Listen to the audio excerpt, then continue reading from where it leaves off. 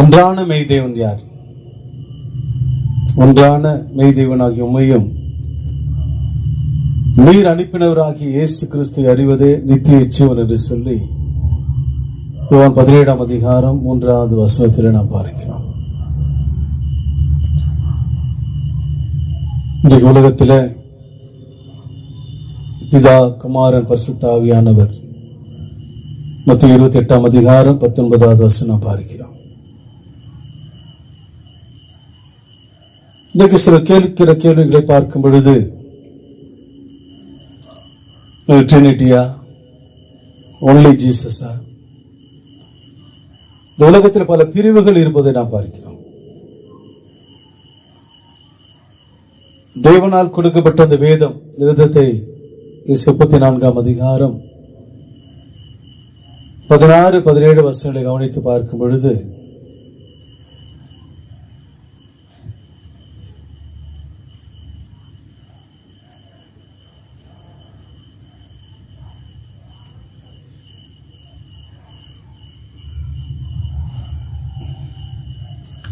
ஏசாயா 34ஆம் அதிகாரம் 16, 17 வசனங்களை கவனித்து பார்க்கும் பொழுது அங்கு சொல்லப்பட்டிருக்கிறது, கர்த்தருடைய புஸ்தகத்திலே தேடி வாசியுங்கள், இவையில் ஒன்றும் குறையாது, இவையில் ஒன்றும் ஜோடி இல்லாதிராது என்று சொல்லி ஏசாயா 34ஆம் அதிகாரத்தில் நாம் அந்த 16, 17 வசனம் வாசிக்கிறோம். இந்த வேதத்தை வாசிக்கும் பொழுது அதை நாம் எவ்விதமாய் வாசிக்க வேண்டும் என்பதை நாம் கவனித்து பார்க்க நாம் கடன்பட்டிருக்கிறோம்.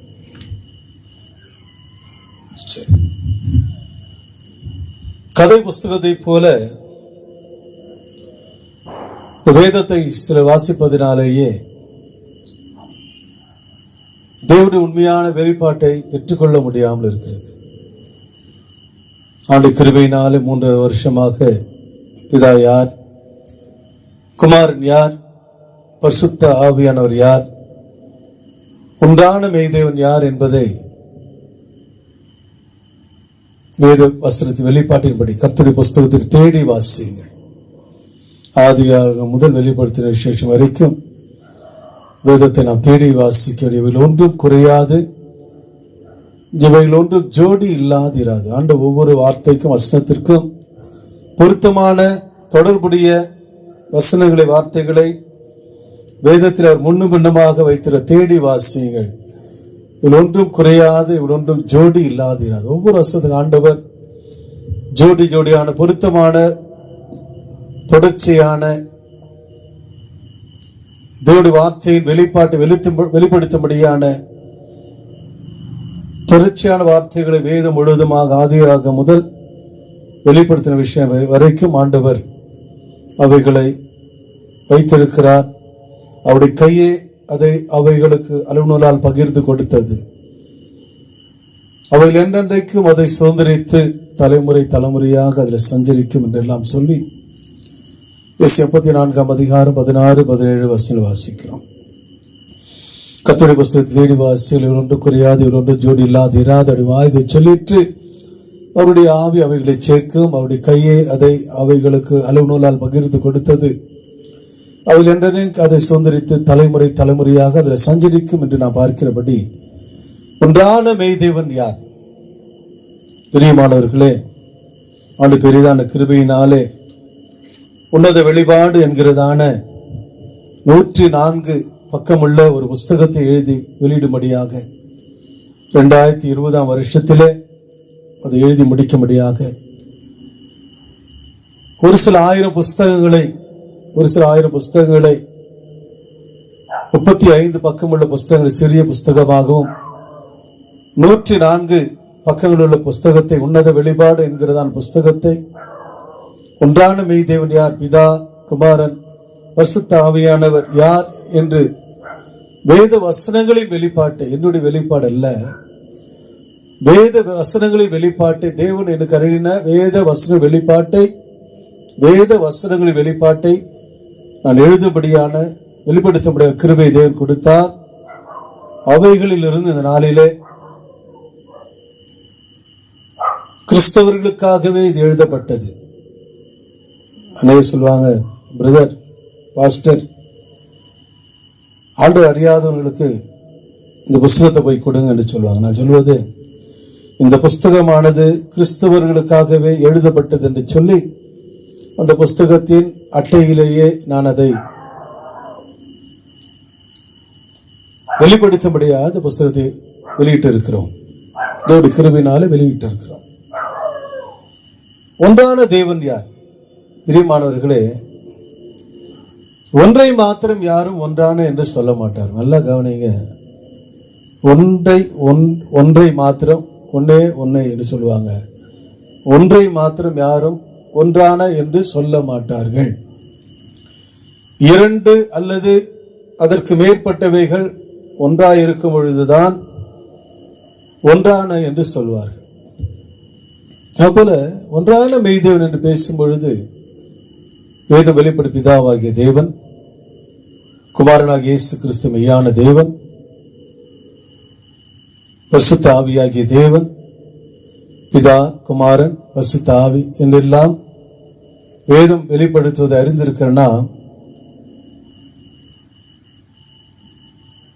இவைகளில் இருக்கிறதான ஒன்றை மாத்திரம், ஏதோ ஒன்றை மாத்திரம் ஒன்றான மெய்தேவன் என்று சொல்லிவிட முடியாது.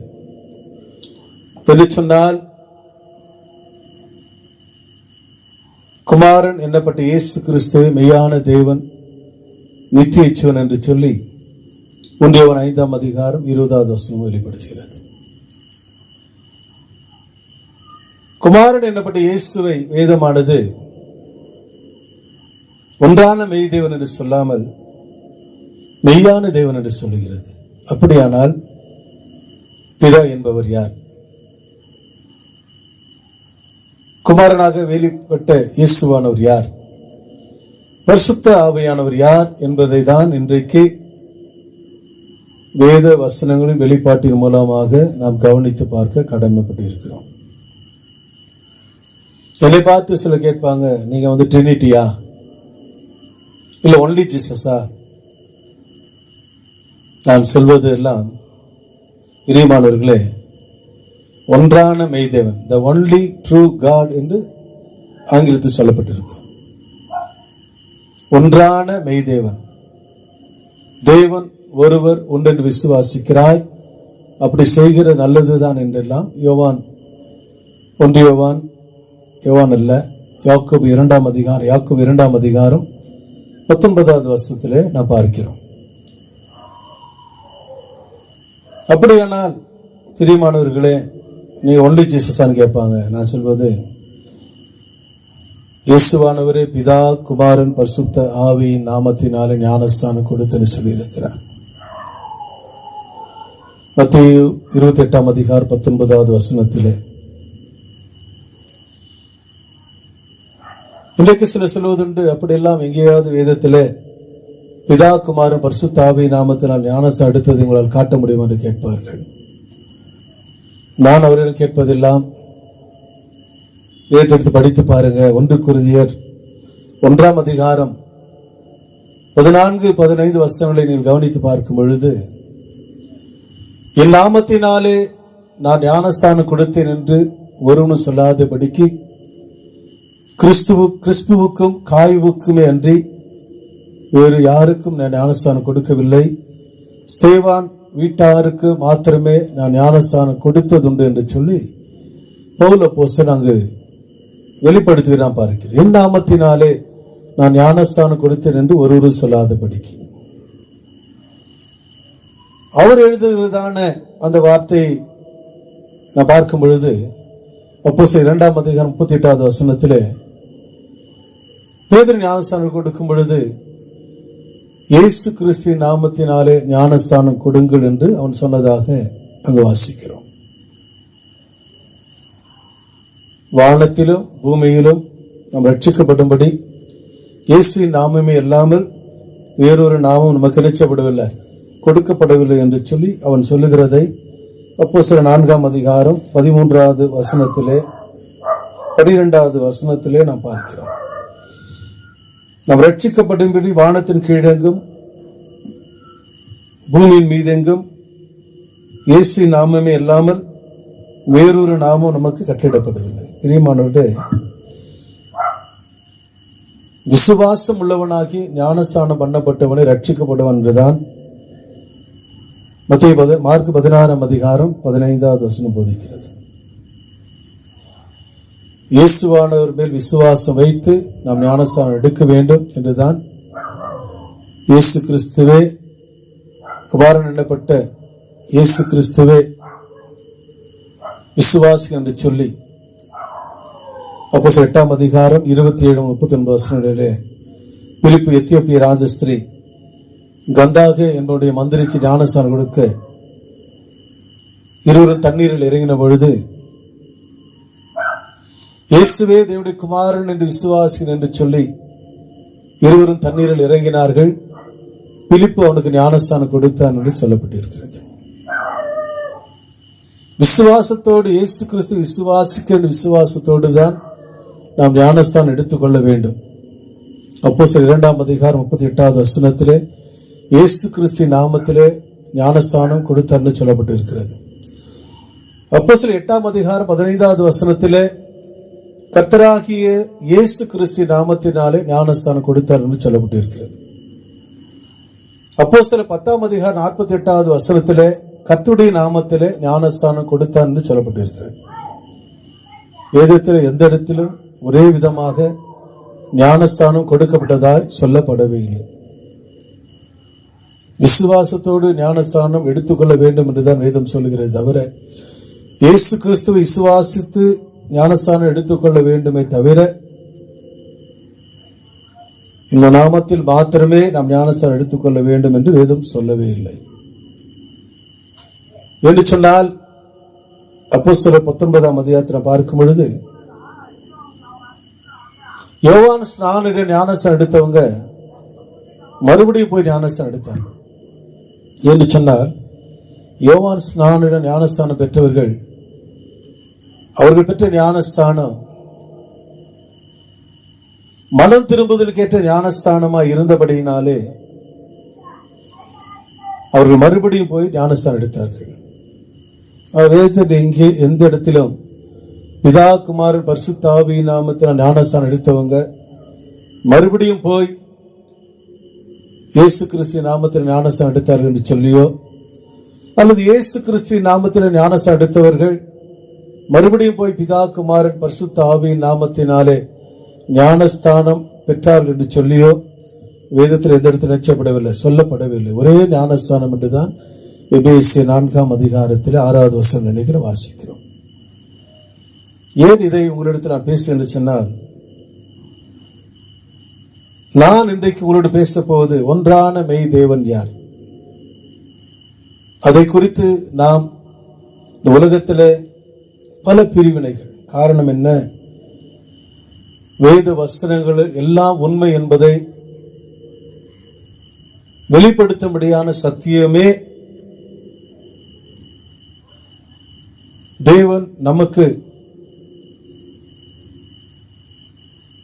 சொன்னதை உண்மையாக புரிந்து கொண்டதான ஒரு சத்தியத்தை வெளிப்படுத்துகிறதான காரியமாயிருக்கிறது. வானமும் பூமி ஒழிந்து போம், என் வார்த்தைகள் ஒழிந்து போவதில்லை, என் வார்த்தைகள் ஒழிந்து போவதில்லை என்று சொல்லி லூக்கா 21ஆம் அதிகாரம் 33வது சொன்ன தேவன் இந்த வேதத்தில் இருக்கிற வேதத்தின் ஒரு இடத்தில் ஒரு பாவமாய் போவதை பார்க்கிலும் வானமும் பூமி ஒழிந்து போவது எளிதா இருக்கும் என்று சொல்லி லூக்கா 16ஆம் அதிகாரம் 17வது வசனத்தில் சொன்னவராய் இருக்கு என்பதை நாம் பார்க்கிறோம். இந்த வேதத்தில் ஒன்று மெய் ஒன்று பொய் என்று எதுவுமே இல்லை.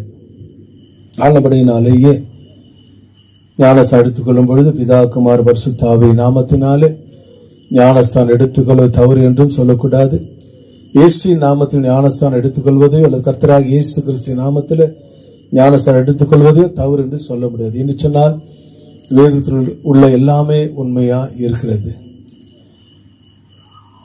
இன்றைக்கு ஒன்றான மெய்தேவனை குறித்து தியானிக்க போகிறோம். இந்த ஒன்றான மெய்தேவனை குறித்து தியானிக்கும் பொழுது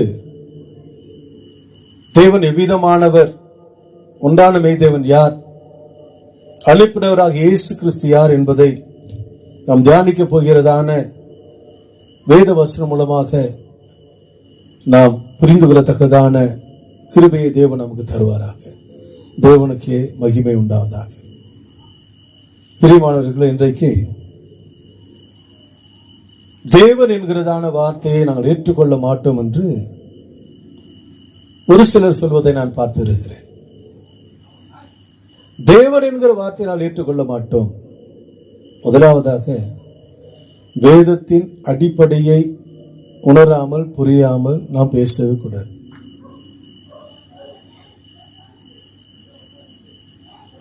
தேவன் மாம்சத்தில் வெளிப்பட்டார் என்ற தேவனுடைய வார்த்தையை 1 தீமோத்தேயு 3ஆம் அதிகாரம் 16வது வசனத்தை வெளிப்படுத்தக்கூடாதபடிக்கு இப்பிரபஞ்சத்தின் தேவனானவன் 2 கொரிந்தியர் 4ஆம் அதிகாரம் 4வது வசனம் சொல்கிறபடி தேவனுடைய மகிமையான சாயலா இருக்கிற கிறிஸ்துவின் சுவிசேஷத்தின் ஒளி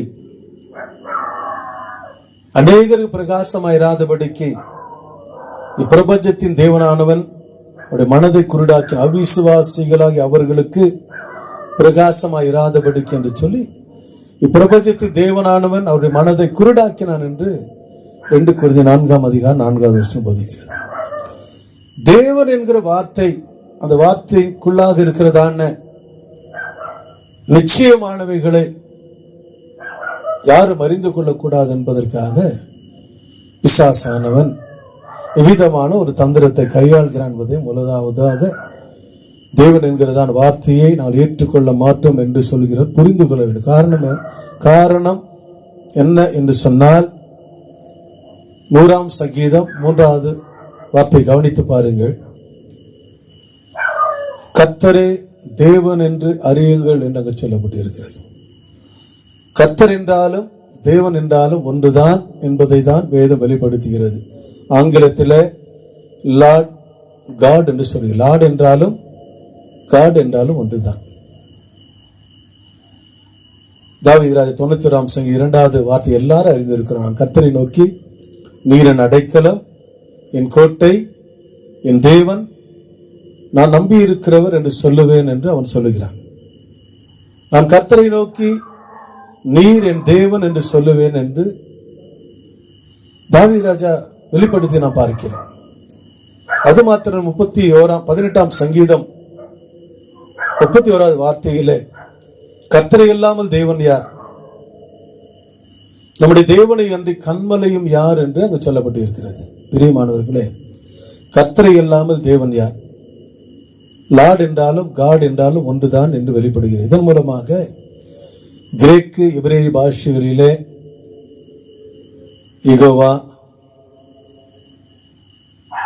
யாவே, எலோஹிம் என்று வெளிப்படுத்திய எல்லா வார்த்தைகளும் யெகோவா, யாவே, எலோஹிம் என்று சொல்லி தேவனை பற்றி வெளிப்படுத்திய எல்லா வார்த்தைகளையும் தேவன் ஒருவரையே வெளிப்படுத்துகிறார் என்பதை நாம் முதலாவது தெளிவாக புரிந்து கொள்ள வேண்டும். என்று சொன்னால் கர்த்தரே தேவன் என்று அறியுங்கள். லார்ட் என்றாலும் காட் என்றாலும் ஒன்றுதான். இதன் மூலமாக எலோஹிம் என்றாலும் யெகோவா என்றாலும் யாவே என்றாலும் ஒன்றுதான். ஆண்டபடினால் பிரியமானவர்களே, இன்றைக்கு தேவன் யார், தேவன் என்கிறதான வார்த்தை என்ன வெளிப்படுத்துகிறது நான் பார்க்கும் பொழுது ஒன்றான மெய்தேவனாகி உம்மை, அந்த மெய்தேவன் யார், ஒன்றான மெய்தேவன் யார்? பிரியமானவர்களே, ஏற்கனவே நான் சொன்னதை போல ஒன்றை மாத்திரம் யாரும் ஒன்றான மெய்தேவன் என்று சொல்ல மாட்டார்கள். சிருஷ்டிப்பிலே தேவனை வெளிப்படுத்திய வேதமானது ஆதியிலே தேவன் வானத்தையும் பூமியையும் சிருஷ்டித்தார் என்றுதான் ஆதியாகமம் 1ஆம் அதிகாரம் 1வது வசனத்திலே பார்க்கிறோம்.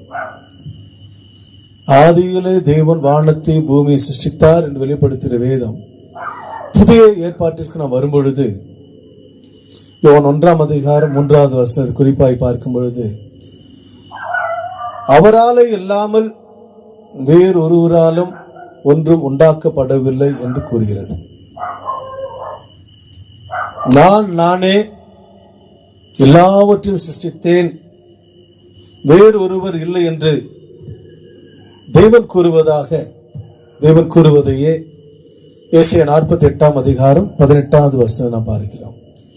பழைய ஏற்பாடு வரும்பொழுது நானே சிருஷ்டித்தேன், நானே தேவன், வேறொருவரும் இல்லை என்று ஏசாயா 45ஆம் அதிகாரம் 18வது வசனத்திலே தேவன் கூறுகிறார் என்று வெளிப்படுத்துகிற வேதம் புதிய ஏற்பாட்டிற்கு வரும்பொழுது உண்டானதொன்றும் அவரால் இல்லாமல், இயேசு கிறிஸ்து இல்லாமல் வேறு யாராலும் உண்டாக்கப்படவில்லை என்று யோவான் 1ஆம் அதிகாரம் 3வது வசனம் வெளிப்படுத்தும் பொழுது, இந்த காரியங்கள் எல்லாம், அந்த வசனங்கள் எல்லாம் தேவன் எவ்விதமானவராக வானத்தையும் பூமியையும் சிருஷ்டித்தார் என்கிறதான வேத ரகசியங்களை வெளிப்படுத்துவதை நாம் தொடர்ந்து தியானிக்கப் போகிறதான வேத வசனங்களின் வெளிப்பாட்டின் மூலமாக நாம் பார்க்க போகிறோம். பிரியமானவர்களே, இன்றைக்கு நாம் எல்லாரும் கிறிஸ்துவுக்கு முன் கிறிஸ்துவுக்கு பின் என்று வாழ்ந்து கொண்டிருப்பதினாலேயே நம்மை சிருஷ்டித்த தேவனை புரிந்து கொள்வதற்கு சற்று கடினமாகவே இருக்கிறது என்பதில் சந்தேகமே இல்லை. நிறைய பேர் சொல்லுவாங்க, பிரதர், பாஸ்டர், ஒரு 20 நிமிஷம் நீங்க பேசினால் நன்றாக இருக்கும் என்று சொல்லுவாங்க. ஒரு 5 நிமிடமோ 10 நிமிடமோ 20 நிமிடமோ என்று பேசுவதை விட, பிரியமானவர்களே, ஒரு காரியத்தை தியானிக்கும் பொழுது அது 10 நிமிடமோ 20 நிமிடமோ அல்லது 40 நிமிடமோ 1 மணி நேரமோ என்பது முக்கியமானது அல்ல. எந்த காரியத்தை தியானிக்க போகிறோமோ, வேத வசன வெளிப்பாட்டை அது எத்தனை நிமிடங்கள் கொண்டு போகிறதோ அதை முழுமையாக நாம் கவனித்து பார்த்தால்தான் சந்தேகம் இல்லாம நாம் அறிந்து கொள்ள விரும்புகிறதான காரியத்தை நாம் உணர்ந்து பார்க்கும்படியான ஒரு நிலைக்குள் நாம் காணப்பட முடியும். ஆனபடியினால கொஞ்சம் 10 நிமிஷம் ஆகிறது, கொஞ்சம் நேரம் ஆகிறது என்று சொல்லி நீங்கள் இந்த காணொளியை பார்ப்பதிலே, நேரங்களை செலவிடுவதிலே சொந்து போகாமல் என் மூலமாக தேவன் வெளிப்படுத்துகிறதான அந்த வார்த்தைகளை நீங்கள் கவனித்து பார்க்கணும்னு சொன்னால் அவைகள் நமக்கு மிகுந்த ஆசீர்வாதம் பிரயோஜனமாக நிச்சயமாக இருக்கும் என்பதிலே நான் நம்புகிறேன். பிரியமானவர்களே, கிறிஸ்துக்கு முன் கிறிஸ்து என்று வாழ்ந்து கொண்டிருக்கிறோம். கிறிஸ்து என்றால் கிறிஸ்து எனப்படுபவர் இயேசுவே என்றுதான் 1 யோவான் 2ஆம் அதிகாரம் 22வது வசனம் வெளிப்படுத்துகிறது. கிறிஸ்து என்றால் வேறு யாரும் அல்ல, கிறிஸ்து எனப்படுபவர் இயேசுவே. இதோ எல்லா ஜனத்துக்கும் மிகுந்த சந்தோஷத்தை உண்டாக்கும் நற்செய்தி உங்களுக்கு அறிவிக்கிறேன். வயலிலே காவல் காத்து கொண்டிருந்ததான இயேசுவானவர் பிறந்த பொழுது வயலிலே காவல் காத்து கொண்டிருந்ததான மெய்ப்பர்களுக்கு சொல்லப்பட்ட வார்த்தை, இதோ எல்லா ஜனத்துக்கும் மிகுந்த சந்தோஷத்தை உண்டாக்கும் நற்செய்தி. அது என்ன நற்செய்தி? இந்த கர்த்தராகிய கிறிஸ்து என்ற இரட்சகர் உங்களுக்காக தாவீதின் ஊரில் பிறந்திருக்கிறார். லூக்கா 2ஆம் அதிகாரம் 10, 12, 11 வசனங்களை நாம் பார்க்கிறோம். கர்த்தராகிய கிறிஸ்து என்னும் இரட்சகர் உங்களுக்காக தாவீதின் ஊரில் பிறந்திருக்கிறார். இதோ எல்லா ஜனத்துக்கும் மிகுந்த சந்தோஷத்தை உண்டாக்கும் நற்செய்தி. இந்த வீட்டை வந்து கதவு தட்டுவாங்க, அல்லது சந்தித்து பேசும்போது, பிரதர், சிஸ்டர், உங்களுக்கு ஒரு நற்செய்தி சொல்ல வந்திருக்கிறோம் என்று சொல்லுவாங்க. இன்றைக்கு நல்ல செய்தி என்று சொன்னால் எல்லா ஜனத்துக்கும் மிகுந்த சந்தோஷம் உண்டாக்கும் நற்செய்தி, குட் நியூஸ் என்று சொன்னால் அந்த குட் நியூஸ் கர்த்தராகிய கிறிஸ்து என்ற இரட்சகர் உங்களுக்காக நமக்காக பிறந்திருக்கிறார் என்பது. எல்லா ஜனத்துக்கும் மிகுந்த சந்தோஷத்தை உண்டாக்கும் நற்செய்தி என்று சொல்லிவிட்டு கர்த்தராகிய கிறிஸ்து என ரட்சகர் இயேசுவானவர் என்று சொல்லாமல் வேறு எதையாவது யாராவது சொன்னால் அது வேத வசனப்படியாக குட் நியூஸ் இல்லை என்பதை தெளிவாக சரியாக புரிந்து கொள்ள நாம் கடமைப்பட்டு இருக்கிறோம். கிறிஸ்து எனப்படுபவர் இயேசுவே. கிறிஸ்துக்கு முன் கிறிஸ்து பின் என்று நாம் வாழ்ந்து கொண்டிருக்கிறோம். மரியாள் வயிற்றில் இயேசுவானவர் தோன்றி இயேசுவானவர் நம்மை போல மாம்சத்தையும் இரத்தத்தையும் உடையவர் ஆனார் என்று சொல்லி வெளிப்படுத்தி எபிரேயர் 2 அதிகாரம் 14-15 வசனம் போதிக்கிறது. தேவன் மாம்சத்தை வெளிப்பட்டார் என்று சொல்லி 1 தீமோத்தேயு 3 அதிகாரம் 16 வசனம் எடுத்துக் கூறுகிறது. இயேசுவானவர் மரியாள் வயிற்றில் தோன்றி நம்மை போல மாம்சத்தில் வெளிப்பட்டு 2000 வருடங்கள் ஆகியிருந்தாலும் இயேசுவானவர் இந்த உலகம் உண்டாக்கப்படுவதற்கு முன்பாகவே இருந்தவர் என்பதை வேதமானது வெளிப்படுத்துவதை நாம் பார்க்கிறோம். யோவான் 8 அதிகாரம் 58 வசனத்திலே இயேசுவான சொல்லும் பொழுது, நான் ஆபிரகாம் உண்டாகிறதற்கு முன்னமே இருக்கிறேன் என்று சொன்னவராக இருக்கிறார். இயேசுவானவரை பார்த்து கேள்வி கேட்கிறார்கள், உனக்கு இன்னும் 50 வயது கூட ஆகவில்லையே, பிதாவாகிய ஆபிரகாமை நீர் அறிவீரோ என்று சொன்ன பொழுது இயேசுவானவர் சொன்ன வார்த்தை யோவான் 8 58 வசனத்திலே, நான் ஆபிரகாம் உண்டாகிறதற்கு முன்னமே இருக்கிறேன் என்று சொன்னவர். இதை நீங்கள் நன்றாக கவனித்து பார்க்க வேண்டும். அது மாத்திரம் யோவான் 3 அதிகாரம் 13 வசனத்திலே, பரலோகத்திலிருந்து இறங்கி வந்தவர், பரலோகத்திலிருந்து இறங்கி வந்த மனுஷகுமாரன் என்று. 1 கொரிந்தியர் 15 அதிகாரம் 47 வசனத்திலே, இயேசுவானவர் வானத்திலிருந்து இறங்கி வந்த கர்த்தர், வானத்திலிருந்து இறங்கி வந்த கர்த்தர் என்று சொல்லி அங்கு சொல்லப்பட்டிருக்கிறது. ஆனபடியினால் பிரியமானவர்களே, இயேசுவானவர் மரியாள் வயிற்றில் பிறந்ததினால் மாத்திரம் தோன்றினர் அல்ல, அவரே ஆதியும் அந்தமானவராய் இருக்கிறார். அவரே முந்தினவராயும் பிந்தினவராய் இருக்கிறார். அவரே துவக்கமும் முடியுமாய் இருக்கிறார் என்றெல்லாம் சொல்லி வெளிப்படுத்தின விசேஷம் 1 அதிகாரம் 11 வசனத்திலும், வெளிப்படுத்தின விசேஷம் 22 அதிகாரம் 13 வசனத்திலும், சகலத்தை படைக்கும் பொழுது நான் அவர் அருகே செல்ல பிள்ளையாய் இருந்தேன் என்று சொல்லி யாரும் மறுக்க முடியாது. நீதிமொழி 8 அதிகாரம் 32 வசனம் என்று நினைக்கிறேன். அந்த இடத்திலும் வேதமானது நமக்கு என்ன செய்கிறது, எடுத்து காட்டுகிறதை நீதிமொழி 8 அதிகாரம் 23-32 வசனங்களிலும் ஞானமாய் தேவன் செயல்பட்டதை வேதம் வெளிப்படுத்துகிறது. பிரியமானவர்களே, ஒன்றான மெய்தேவன், ஒன்றான மெய்தேவன் யார் என்பதை நாம் கவனித்து பார்க்கும் பொழுது, அந்த ஒன்றான மெய்தேவன் சிருஷ்டிப்பின் பொழுது சகலத்தையும், ஆதியாக 1 அதிகாரம் 2 அதிகாரத்தை நாம் தியானித்து பார்க்கும் பொழுது, தேவன் சகலத்தையும் தம்முடைய வார்த்தையினாலே படைத்தார். உண்டாக கடவுள் என்று சொன்னார், உண்டாயிற்று. சாயங்காலமும் விடியற்காலமாக 2ஆம் நாள் முதல் நாள் ஆயிற்று. உண்டாக கடவுள் என்று சொன்னார், சாயங்காலம் விடியற்காலமாகி 2ஆம் நாள் ஆயிற்று என்றெல்லாம் நாம் அதே 1ஆம் அதிகாரத்தை நாம் படிக்கிறோம், தியானிக்கிறோம். பிரியமான 2 பேதுரு 3 அதிகாரம் 8 வசனத்தை கவனித்து பார்க்கும் பொழுது, பிரியமானவர்களே, ஆண்டவருக்கு 1000 வருஷம் ஒரு நாளை போலவும் ஒரு நாள் 1000 வருஷம் போலும் இருக்கிறது என்கிறதான ஒரு காரியத்தை நீங்கள் அறியாதிருக்க வேண்டாம் என்று அங்கு சொல்லப்பட்டு இருக்கிறது. 1ஆம் நாள் ஆயிற்று, 2ஆம் நாள் ஆயிற்று என்று நாம் ஆதியா 1ஆம் அதிகாரம் படிக்கும் பொழுது, ஆண்டவருக்கு பிரியமானவர்களே, 1000 வருஷமே ஆண்டவருக்கு 1000 வருஷம் ஒரு நாளாக இருக்கிறது. ஆண்டபடினாலேயே ஒரு நாளிலே என்று சொன்ன 1000 வருஷத்துல உண்டாக்கடவுள் சொல்லி ஆண்டவர் பூமியை சிருஷ்டித்த பொழுது இந்த மரம் செடி கொடிகள் எல்லாம் உண்டாக 1000 வருஷம் ஆகியிருக்கலாம். இவ்விதமாக அதே 1ஆம் அதிகாரத்தில் உண்டாக்கடவுது என்று சொல்லி 5 நாளில் சகலத்தையும் படைத்த ஆண்டவர் மனுஷனை 6ஆம் நாளில் சிருஷ்டித்தார் வேதம் சொல்கிறது.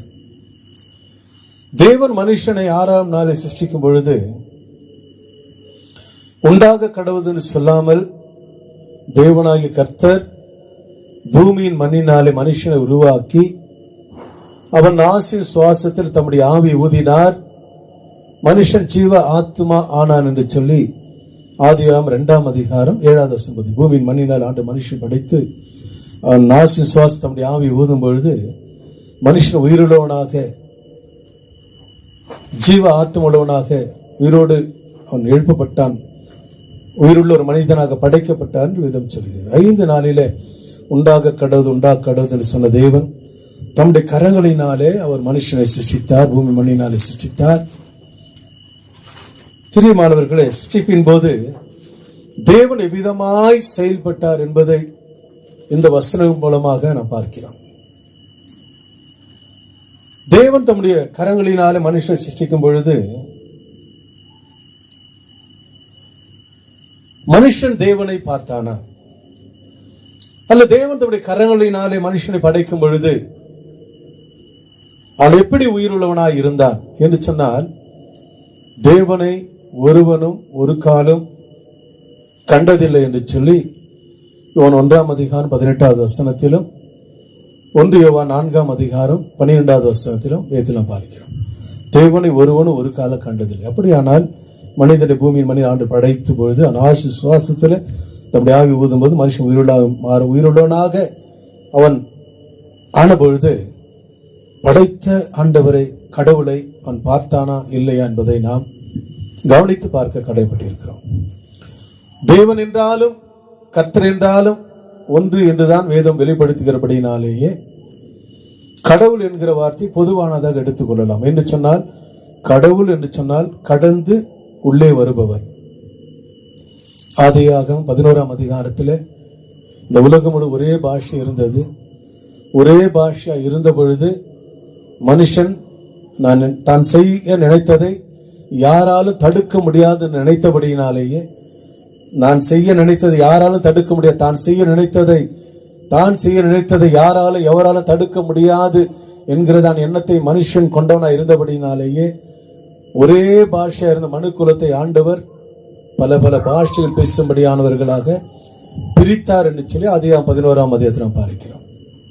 பிரியமானவர்களே, நம்முடைய பாஷையிலே தேவன் நமக்கு கொடுத்த தேவனுடைய வார்த்தையை நாம் புரிந்து கொள்ள கடமைப்பட்டு இருக்கிறோம். லார்ட் காட் என்று கூறுகின்ற வேதம் தமிழிலே கர்த்தர் தேவன் என்றுதான் கூறுகிறது.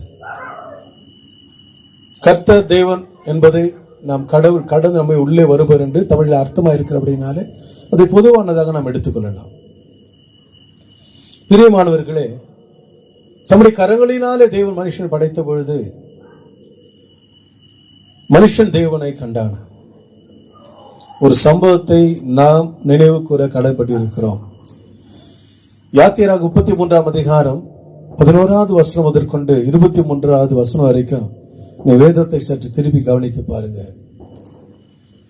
மோசே என்கிறதான ஒரு தேவனுடைய மனுஷனோடு கர்த்தர் தேவன் முகமுகமாய் பேசினார். ஒரு சிநேகிதனோடு பேசுவது போல, ஒரு நண்பரோடு ஒரு ஃப்ரெண்டோடு பேசுவதை போல கர்த்தர் மோசேயோடு முகமுகமாய் பேசினார்.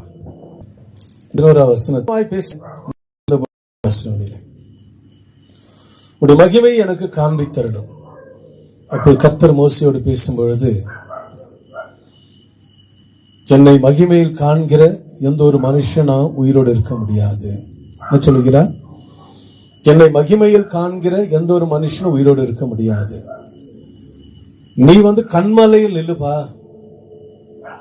கண்மலின் வெடிப்பிலே நான் உன்னை வைத்து, கண்மலின் வெடிப்பிலே உன்னை நான் வைத்து என் மகிமையை எல்லாம் நான் கடந்து போக செய்வேன் என்று சொல்கிறார். உங்களுடைய மகிமையை எனக்கு காண்பித்தரும் என்று மோசே சொன்ன பொழுது அன்று சொல்கிறார், கண்மலையில நில்லு, கண்மலையின் வெடிப்பில் உன்னை வைத்து என் கரத்தின் நிலையினாலே உன்னை மூடி நான் என்னுடைய மகிமையை எல்லாம் கடந்து போக செய்வேன். நான் என்னுடைய மகிமையை எல்லாம் கடந்து போக செய்வேன். பிரியமானவர்கள், இந்த இடத்துல நல்லா கவனித்து பாருங்க. உடைய மகிமையை எனக்கு காண்பித்தார் என்று மோசே சொன்ன பொழுது ஆண்டவர் சொல்கிறார், கண்மலை நீ நிற்கும் பொழுது என் மகிமையை எல்லாம் நான் கடந்து போக செய்வேன். இப்படி தேவன் சொன்னபடியினாலேயே தேவனால் தம்முடைய மகிமையை கடந்து போக செய்ய முடியும் என்பதை சரியாக புரிந்து கொள்ள வேண்டும். என் மகிமையை கடந்து செல்லும் பொழுது மகிமையிலும் என்னை காணும்படியான ஒரு இடம் என் பின்பக்கத்தில் உண்டு, அதை நீ காண்பா என்றுதான் தேவன் சொல்லினார். என் முகமோ காணப்படாது. மகிமையில் என்னுடைய முகத்தை பார்க்க எந்த ஒரு மனுஷன் உயிரோடு இருக்க முடியாது.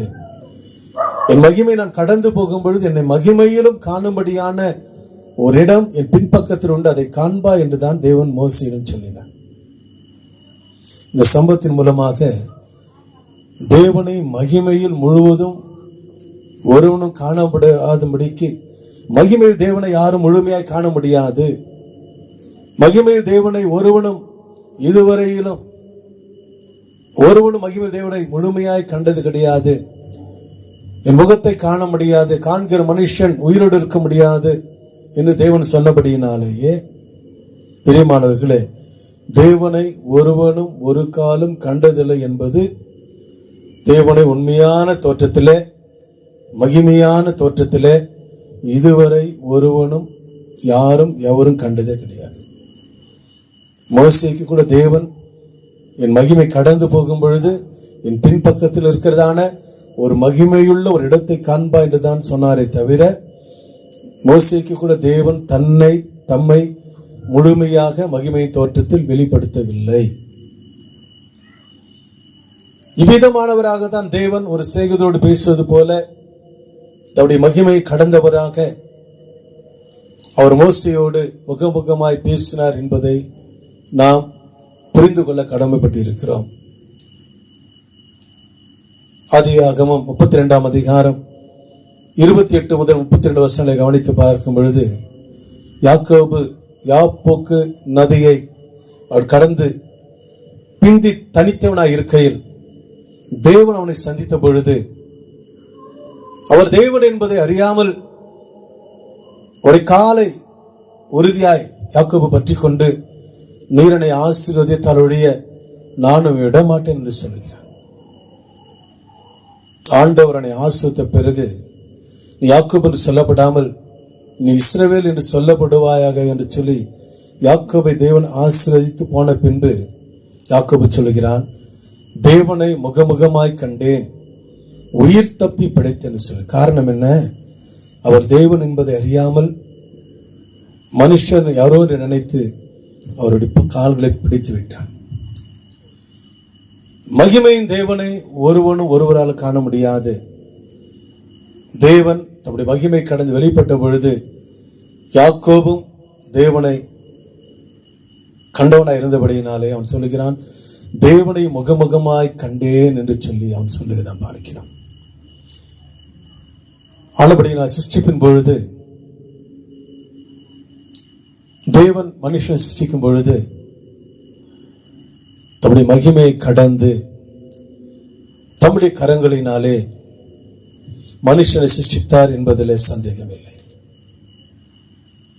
பிரியமானவர்களே, தேவனை ஒருவனும் ஒரு காலம் கண்டதில்லை என்பது மறுபடியும் நான் சொல்ல விரும்புகிறேன். உண்மையான தோற்றத்தில் தேவனை, மகிமை தோற்றத்தில் தேவனை இதுவரையில் ஒருவனும் கண்டது இல்லை. தேவன் இஸ்ரவேல் ஜனங்கள் மத்தியிலே கண்மலையாக வெளிப்பட்ட பொழுது அவரை கண்டார்கள். யாத்திரை 17ஆம் அதிகாரம் 1 முதல் 7 வசனங்களிலும், என்னாகும் 20ஆம் அதிகாரம் 1 முதல் 13 வசனங்களிலும் இஸ்ரவேல் ஜனங்கள் தண்ணீர் இல்லாமல் தவித்த பொழுது ஆண்டவர் மோசேயை பார்த்து, ஓரேப்பில் இருக்கிறதான கண்மலையில் வந்து ஓரேப்பில் இருக்கிறதான கண்மலை முன்பாக வந்து நீ நில் என்று சொன்னார். அந்த மலைக்கு முன்பாக மோசே நிற்கும் பொழுது அந்த மலையின் மீது ஆண்டவர் கண்மலையாக அந்த மலையை போலவே நின்றார். கண்மலையாக நின்றார். அவர் மலையை போலவே நின்றார். அந்த மலைக்கு அவர் நின்ற மலைக்கு கீழாக மலை இருந்தது, கண்மலை இருந்தது. அந்த மலைக்கு மேலே ஆண்டவர் தேவன் கண்மலையாக நின்றார்.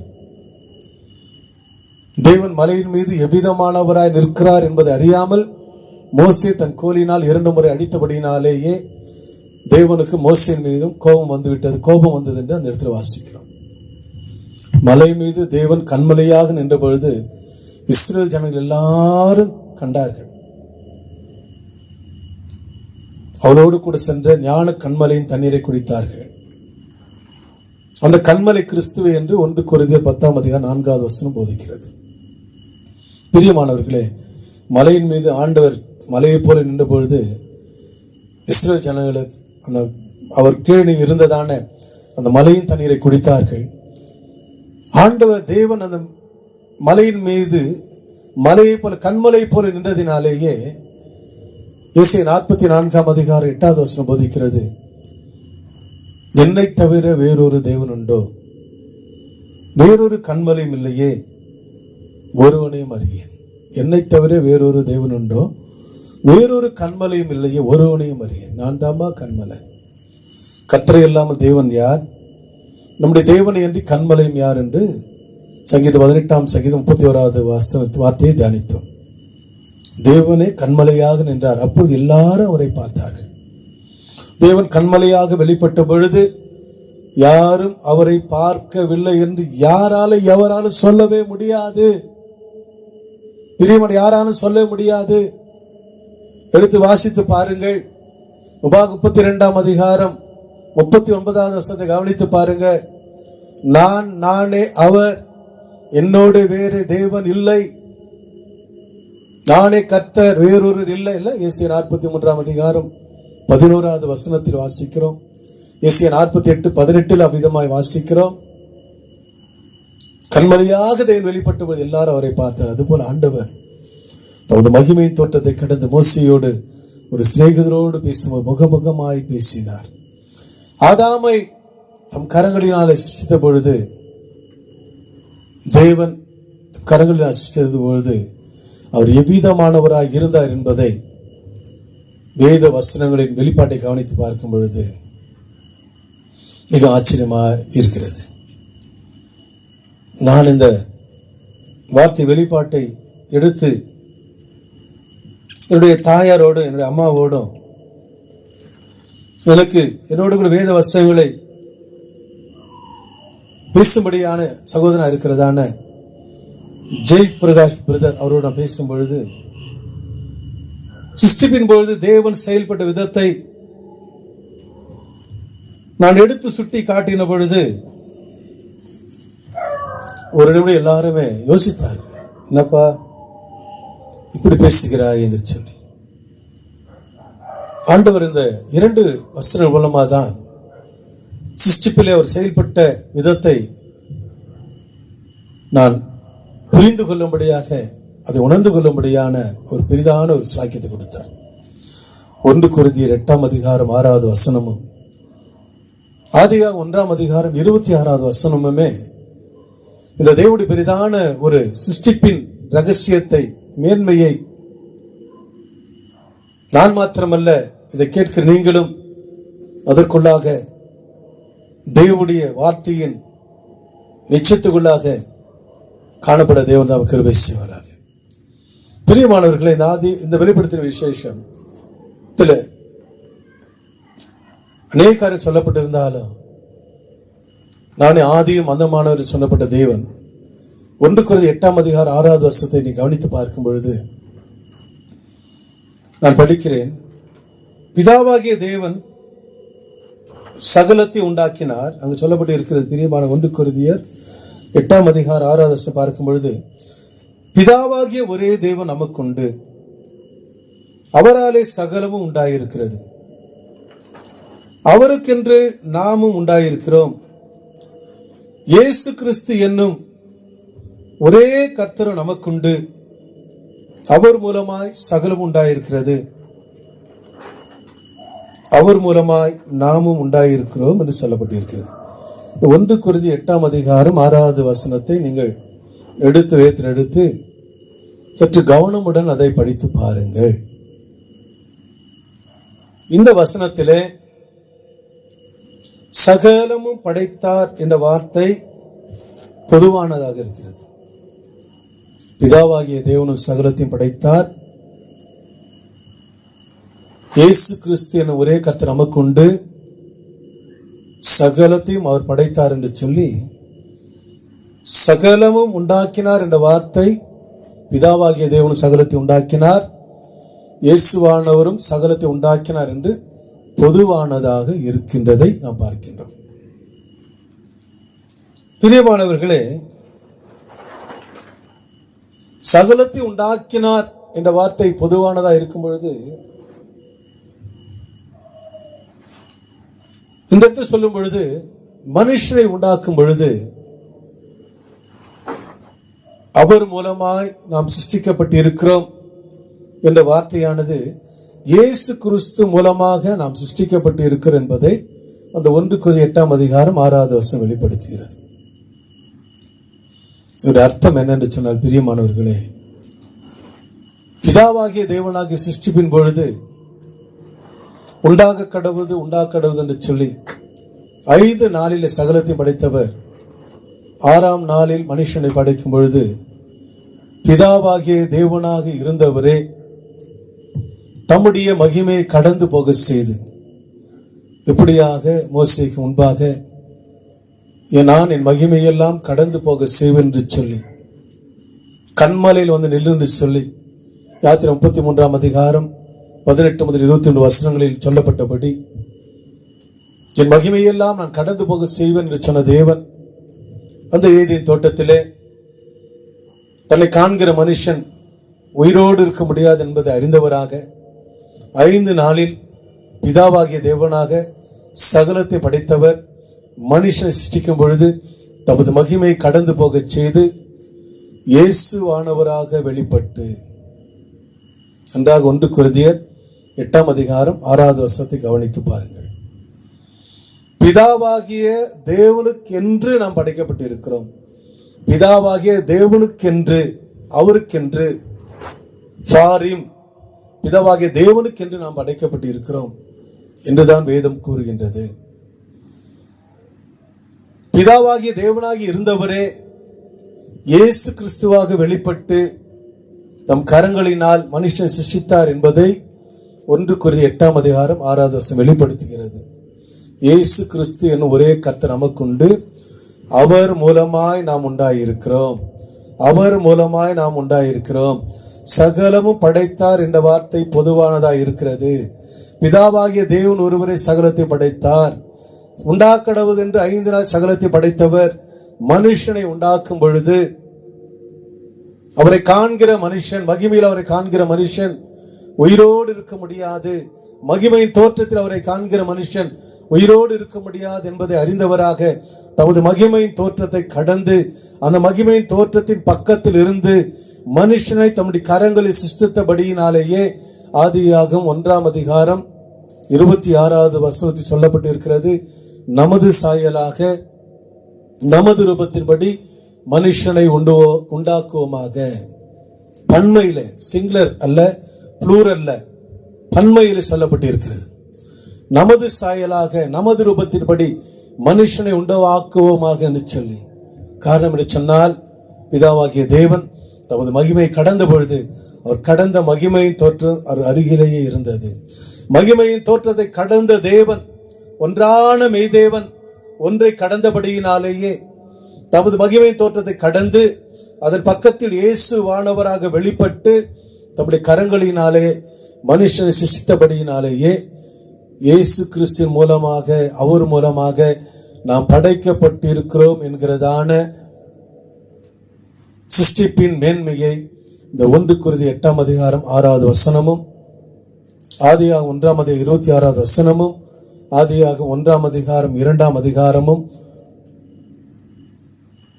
எசேக்கியேல் 45:18 யோவான் 1:3 வெளிப்படுத்துவதை நாம் பார்க்கிறோம். பிரியமானவர்களே, இதை நான் என் தாயாரிடமும் ஜெயபிரகாஷ் பிரதரிடம் சொன்ன பொழுது, பிதாவாகிய தேவனால் நாம் படைக்கப்படல, இயேசு கிறிஸ்து மூலமாய் நாம் படைக்கப்பட்டு இருக்கிறோம் என்று சொன்ன பொழுது அதிர்ச்சி அடைந்தாங்க.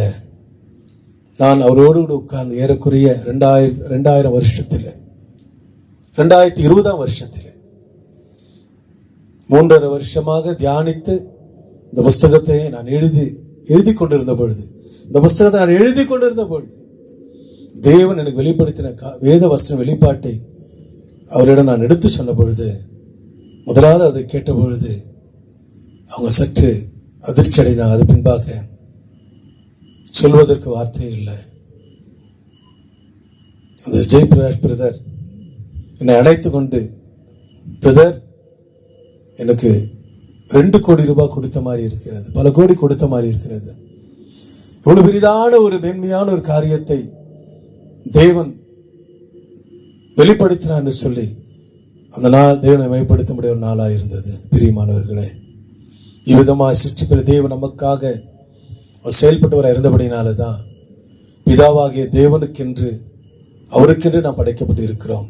சகலத்தை உண்டாக்கினார் என்ற வார்த்தை பொதுவானதாக இருந்தாலும் பிதாவாகிய தேவனுக்கென்று அவருக்கென்று நாம் படைக்கப்பட்டு இருக்கின்றதா வேதம் கூறுகிறதை தவிர பிதாவாகிய தேவனால் நாம் படைக்கப்படவில்லை.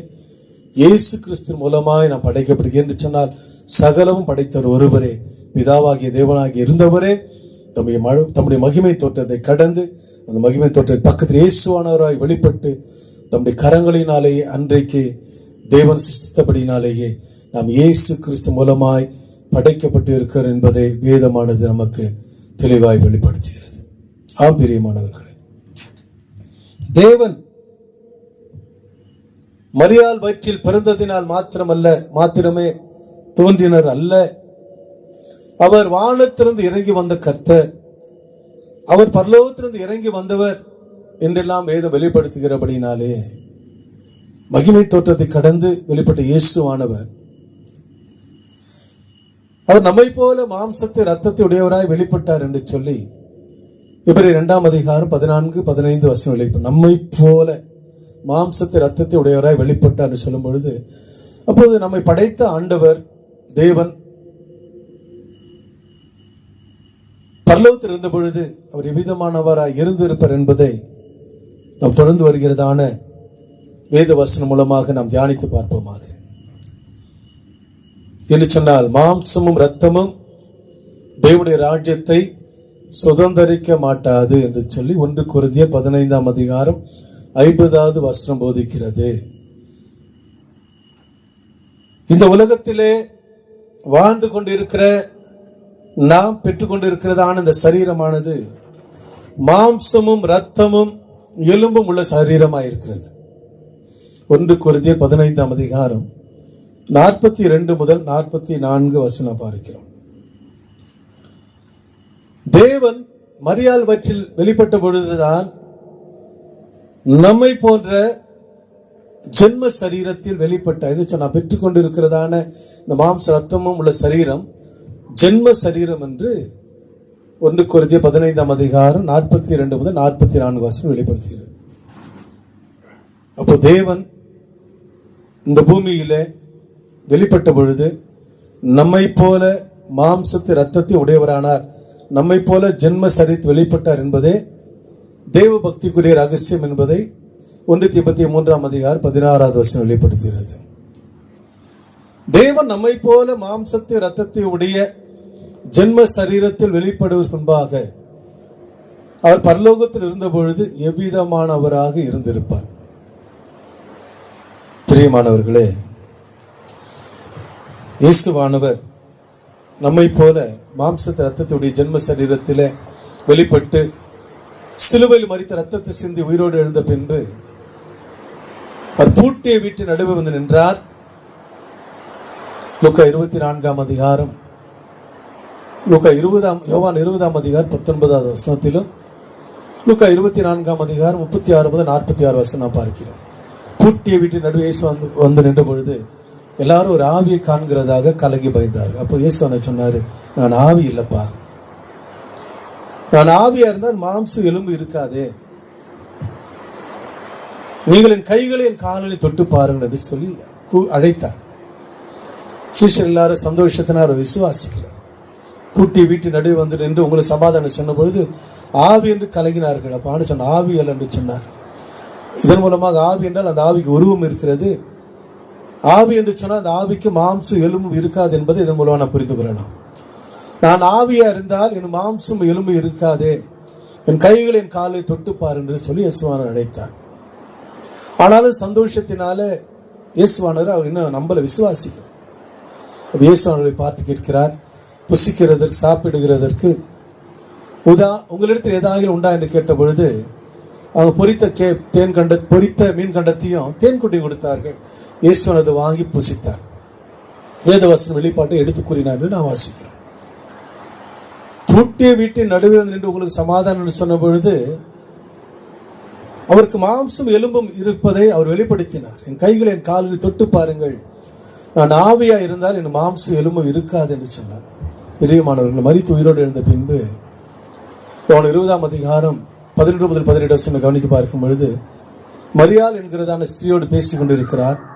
கல்லறை அருகே அழுது கொண்டு மரியாளை பார்த்து பேசும்பொழுது மரியாள் இயேசுவான தோட்டக்காரர் என்று தான் எண்ணினார். ஐயா, நீர் அவர் எடுத்துக்கொண்டு போனதுனால் அவருடைய சரீரத்தை வைத்த இடத்தை சொல்லும், நான் இப்போ எடுத்துக்கொள்ளுது என்று சொல்லி இயேசுவானரிடமே மரியாள் சொன்ன பொழுது இயேசுவான் மரியாளை பார்த்து கேட்கிறார், ஸ்திரீயே ஏன் அழுகிறாய், யாரை தேடுகிறாய் என்று சொல்லிவிட்டு நீர் அவர் எடுத்துக்கொண்டு போனதுனால் அவர் வைத்த இடத்தை சொல்லும் என்று சொல்லி அவள் கேட்கிறாள். அவரோடு பேசுகிறதான இயேசுடைய குரலை கூட அவருடைய சத்தத்தை கூட அவளால் புரிந்து கொள்ள முடியவில்லை. ஆண்டவர் இயேசுவான் அவளை பார்த்து பேசும்போது கூட அவளால் புரிந்து கொள்ள முடியவில்லை. ஆனால் இயேசுவான் தம்மை வெளிப்படுத்த சித்தமுள்ளவராக மரியாள் என்று பேசி அழைத்த பொழுதுதான் தன்னோடு பேசினவர் இயேசுவான் என்பதை அறிந்து ரபூனி என்று இயேசுவானை தொடப்போகிறார். அப்படியானால் இயேசுவானவர் மரித்து உயிரோடு இருந்த பின்பு எவ்விதமானவராய் இருந்திருப்பார் என்பதை கவனித்து பாருங்கள்.